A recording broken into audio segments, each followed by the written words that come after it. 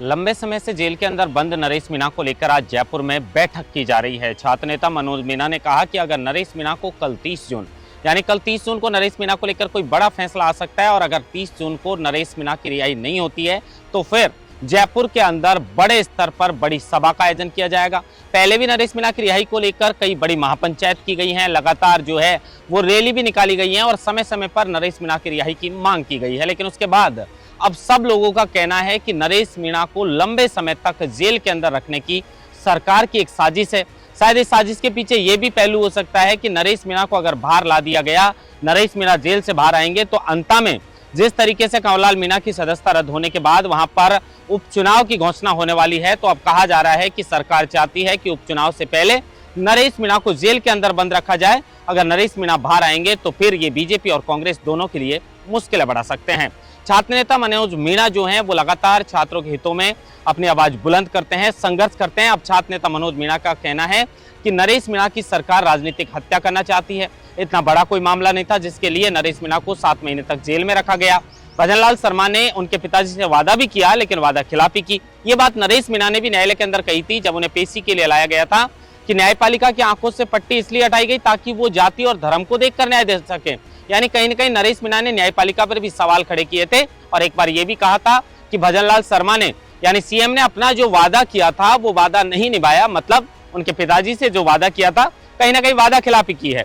प्रहलाद गुंजल हो या कांग्रेस के कई नेता हो, लगातार नरेश मीणा की रिहाई के लिए अपनी आवाज बुलंद कर रहे हैं। वो चाहते हैं कि नरेश मीणा को न्याय मिलना चाहिए। अब जो 2 मामले नरेश मीणा के ऊपर दर्ज थे, एसडीएम अमित चौधरी को थप्पड़ मारने का मामला और दूसरा जो मामला था समरावता के अंदर जो आगजनी हिंसा और जो उपद्रव फैला था उसको लेकर, एक मामले में नरेश मीणा को जमानत मिल चुकी है लेकिन दूसरे मामले में पिछली पेशी के दौरान उसमें जो है वो चार्ज बहस हो चुकी थी, चार्ज फ्रेम होना था लेकिन विशिष्ट न्यायाधीश के छुट्टी के चलते उसमें चार्ज फ्रेम नहीं हो पाया।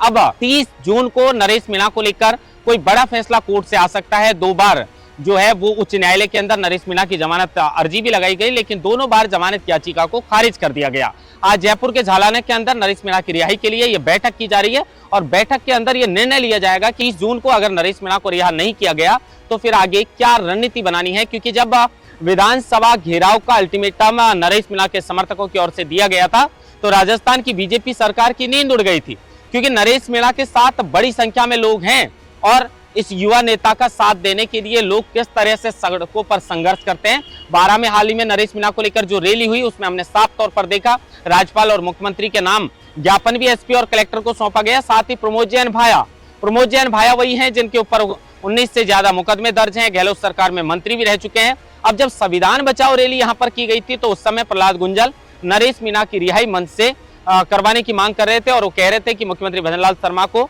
वो मुकदमा वापस लेना चाहिए क्योंकि उन्होंने वादा किया था। और दूसरी तरफ गोविंद सिंह डोटासरा एक तरफ तो एसपी को खुली चेतावनी दे रहे थे कि प्रमोद जैन भाया को गिरफ्तार करके बताइए, तो दूसरी तरफ वो भी नरेश मीणा को लेकर कहीं ना कहीं जो है सरकार पर सवाल खड़े कर रहे थे। अब नरेश मीणा को लेकर जो आज बैठक है, इस बैठक में क्या निर्णय लिया जाएगा, क्योंकि कहा जा रहा है मनोज मीणा की ओर से कि अगर 30 मई को नरेश मीणा को जमानत नहीं मिलती है तो फिर हम आर पार की लड़ाई लड़ेंगे, बड़ा आंदोलन करेंगे और नरेश मीणा को किसी भी सूरत में रिहा करवा कर रहेंगे।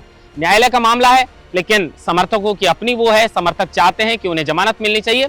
देखना होगा कि कल नरेश मीणा को लेकर कोर्ट से क्या फैसला आता है और अगर ऐसा नहीं हुआ तो फिर आज जो बैठक है उसमें क्या निर्णय लिया जाता है। महेंद्र वास्ता, लोकमत हिंदी।